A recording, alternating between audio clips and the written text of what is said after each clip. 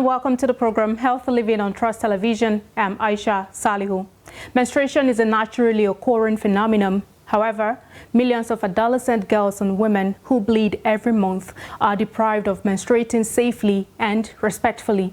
Those belonging to marginalized sections face the brunt of lack of access to water, sanitation and hygiene facilities, affordable menstrual supplies, and an inequitable distribution of menstrual health education, and are victims of period poverty.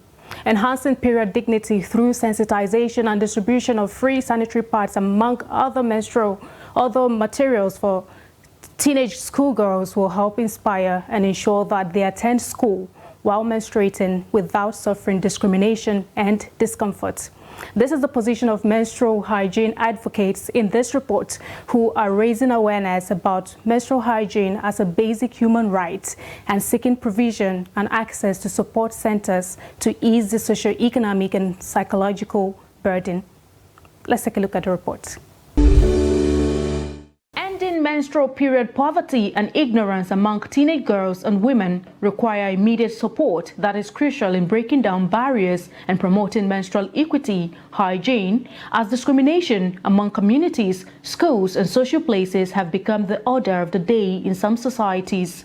And we're bringing advocacy and using this opportunity to educate young girls about their menstrual cycle and how to keep their bodies healthy during those periods. And also stimulating stakeholders' commitment to stop the discrimination against young girls who are in their menstrual period.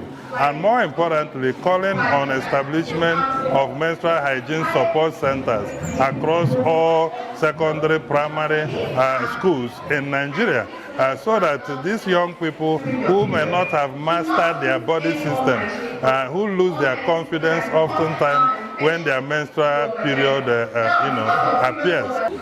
Menstruation period, whatever name they call it, is when a woman bleeds, and it happens every month. There are so many taboos to it, there are so many stories to it, but we realized a lot of girls feel discomfort during this period. A lot of them are body shamed, a lot of them are set aside. Some of them don't even come to school because they feel they are not clean enough.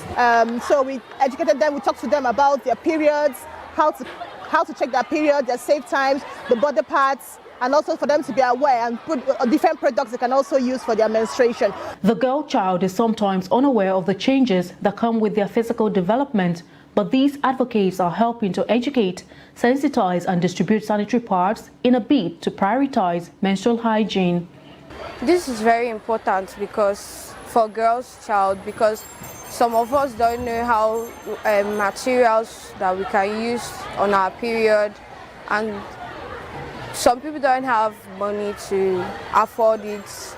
This is like a way to help them to know what they should use, and they should be hygienic during their period. We should wash our hands and we should maintain good personal hygiene during or when, even when we are not in our menstruation. As a female child, we should always maintain good personal hygiene, even when we are seeing our menstruation or when we are not seeing our menstruation. With about 300 girls in these schools receiving free sanitary pads with soaps handed to boys to ensure cleanliness and good hygiene, stakeholders are working towards creating a community where no woman or girl has to face the challenges of period poverty alone.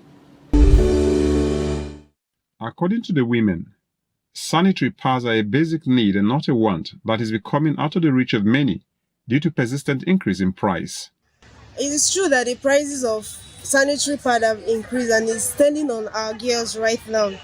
It is very sad that some people have to even drop to as low as using pieces, which is very unhealthy. But do they have the choice in a community like this? And with the recent removal of subsidy, the price of everything is on the high side, and the most funny part of it is that salaries are not increasing, no means of, especially for students that solely have to depend on their parents. As a result of the high cost, some have resorted to improvisation with unhygienic methods. Has come to and noticed that these materials or these pieces of clothes can lead to infection because of the constant usage of these materials. And even when these materials are washed, they are not kept in the open for sun, and they are kept in an enclosed area where sun cannot shine on them or penetrate through. And with that, they develop fungi and bacteria, and at the end of the day, it causes infection. They urge the government to assist women in this all-important aspect of their lives. So my own idea, or what I'm trying to say, or like I'm trying to talk about, is we are pleading, I'm also pleading with the government that they should at least reduce some prices of things, so that people that doesn't have money or don't have much will be able to like afford these things and then take care of themselves. Or better still, people that have money, like rich people, even if you are not rich but you can afford this, I think it's very nice for you to like get away to buy all these things for those that cannot afford it, so that they can at least take care of themselves. We stand to enlighten on the sanitary part, which its price has gone up, and I am here to enlighten young men and older men out there that it isn't a bad thing or morally infuriating something to purchase these parts for women or girls who need it, saying that the price has gone up. Some of the women who preferred not to be captured on the camera said many of their folks use unimaginable items to help themselves instead of the sanitary parts. On this episode of the program, we hope to demystify menstruation with regards to addressing its management. I have joining me virtually Dr. Gilbert Naji, who is a fertility expert. Hello, Aisha. Good afternoon. Thank you so much for joining us. And now I'd like to start off with, let's say, how do you differentiate between menstruation and menstrual cycle? Because I know that a lot of people have it mixed up. Let's start off with that. Okay, menstruation is actually the biological process whereby the uterus lining is being shed off every month.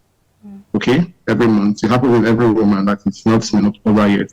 So that activity is actually called menstruation, the shedding off of the uterine lining for the next cycle. Okay, if the woman does not get pregnant, okay, the body has to shed off, the uterus should shed off extra linings, and these things come in form of fluid, cells, tissues from the uterus through the vagina. And then when it comes to the menstrual cycle is a period when a woman's menstrual period starts until the end, or until the next cycle when it begins. What do I mean? For every woman, the typical menstrual cycle is average 28 days. Okay, so what I mean that is every woman is expected to go through a menstrual cycle of 28 days in a month, which is typically normal. Okay, but when it's beyond, some women could have length beyond 28 days. For example, some would have as long as 30 days or 32. It's still okay. All right, as long as this woman is seeing a cycle or a period every month. So that is the difference between menstrual cycle and menstruation or menstrual period. Okay, now, as a build up to that now, I'd like to know, say for teenagers and adolescents who perhaps are just seeing these changes in their bodies for the first time, what are they to expect?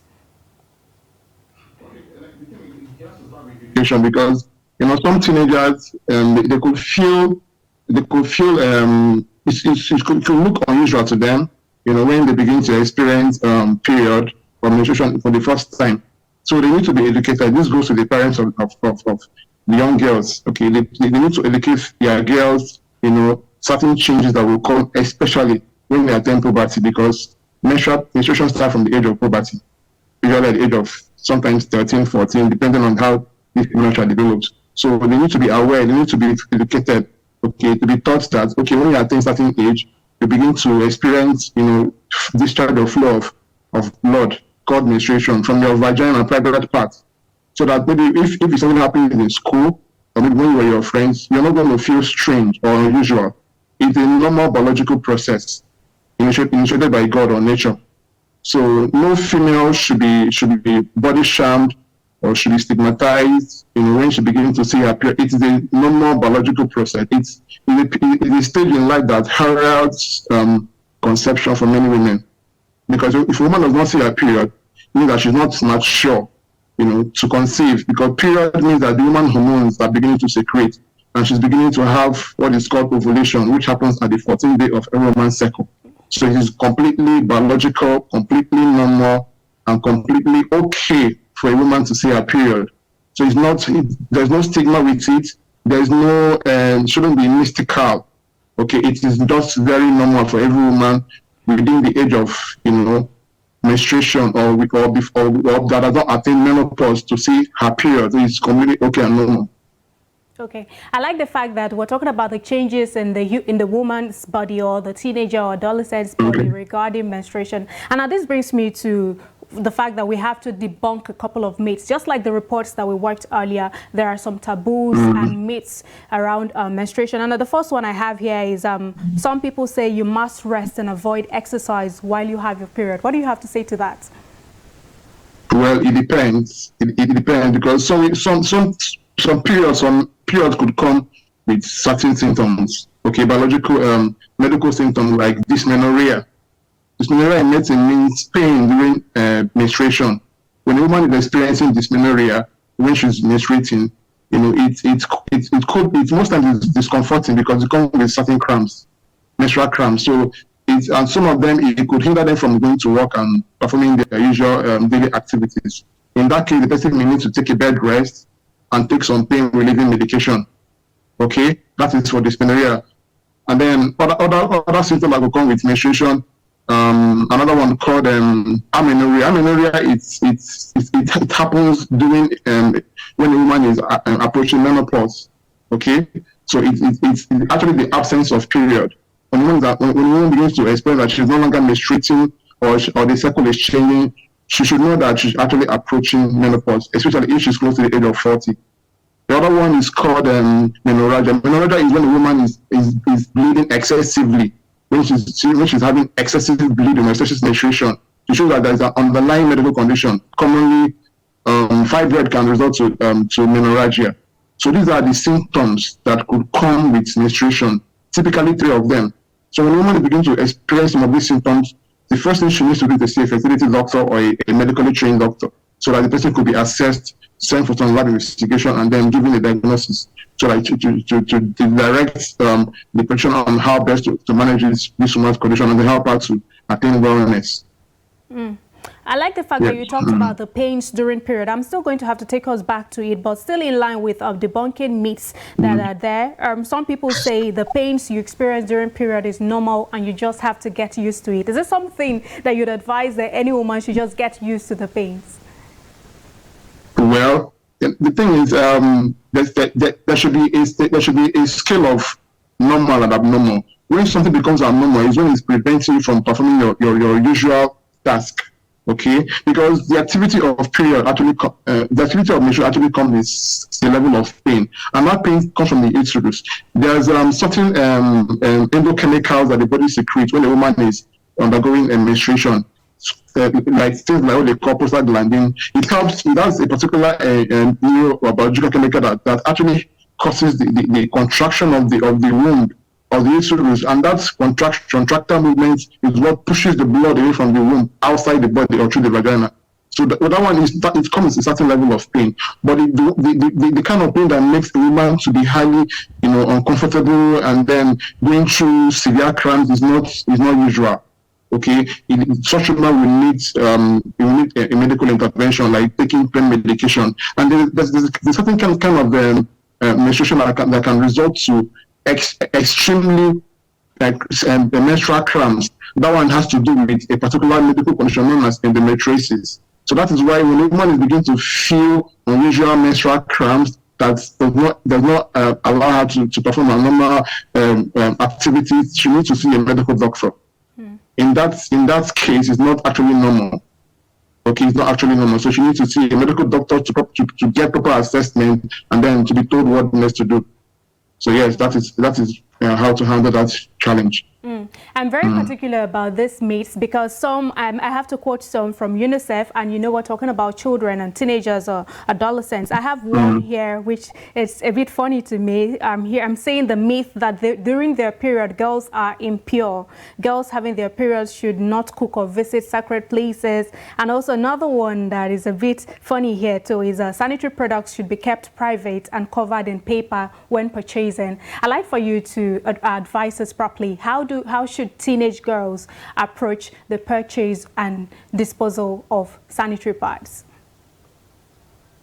Well, those are cultural postulations. They're not actually correct. There's a medically trained doctor. It's something that we educate the people about, especially the public, for them to know that it is not unusual for a woman to begin to see a menstrual period. Like I said initially in the beginning, it starts from when a woman attains, a young girl attains puberty. That is when she begins to see her menstruation. It's a normal process. Okay, it's like I said, it heralds the stage in which a woman's body is being prepared for childbearing.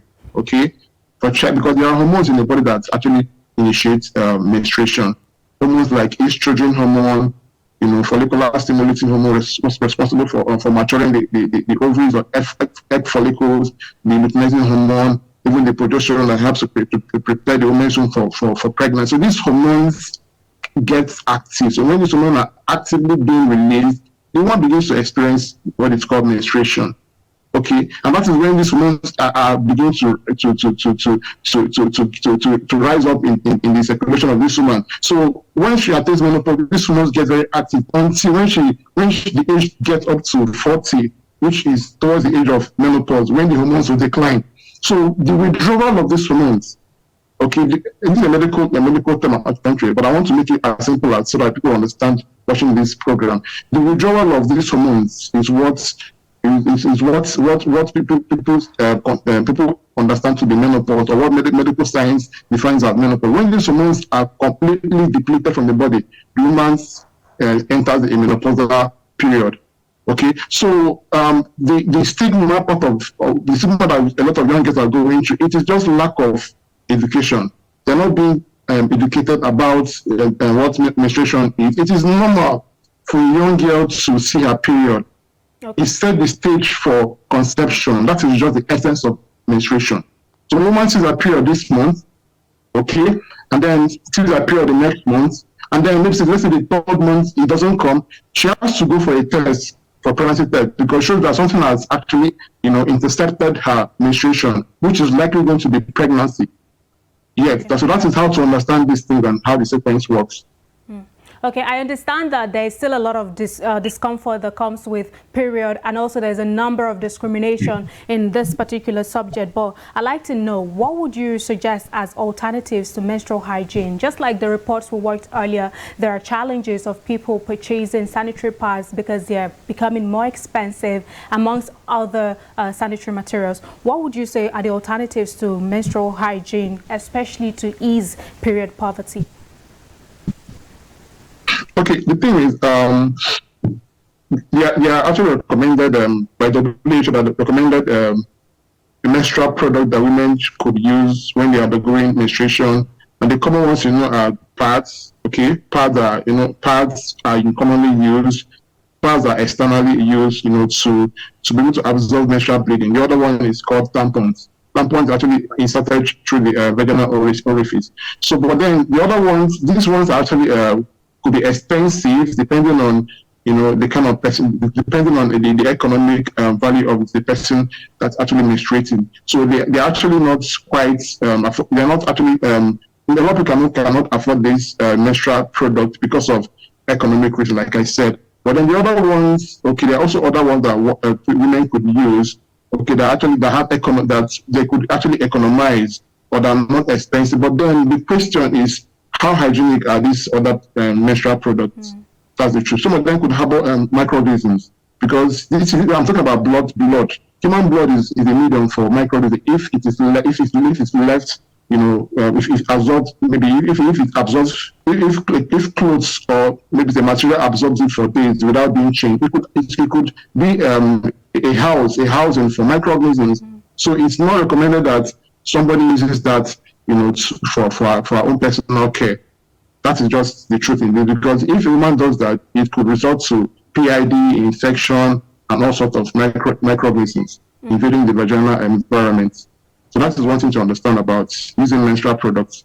Okay. I did say I was going to bring us back to painful periods. I understand that some people do not know when to and where to draw the lines. You did talk about 3 symptoms earlier regarding menstruation, but then I know that we have endometriosis. I know some people think when they experience this pain, some see it as normal, but then I'm saying here that some of this pains, they are like a backgrounder to another condition, which is endometriosis. I'd like for you to, tell us at what point should one be worried about the amount and the intensity of pain that women feel during menstruation.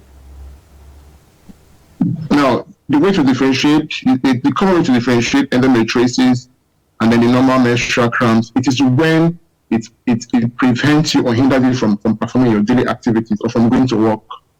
At that point, when you are going through this excruciating pain that doesn't even give you the space, to attend to your normal economic activity, that is when you need to see a medical doctor. Okay, and it can be assessed, it can be diagnosed. Okay, so you see a doctor to get properly assessed.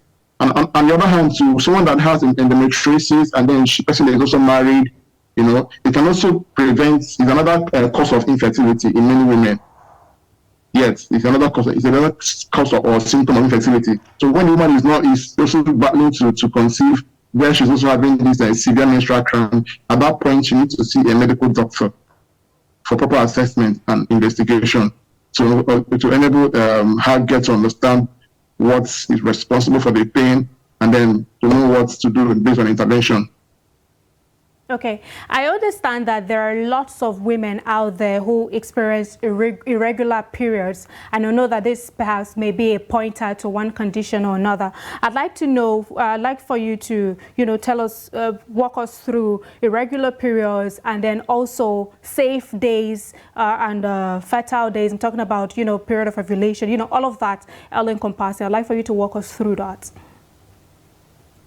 Okay, for women experiencing irregular menstrual period, okay, there could be certain underlying causes for that.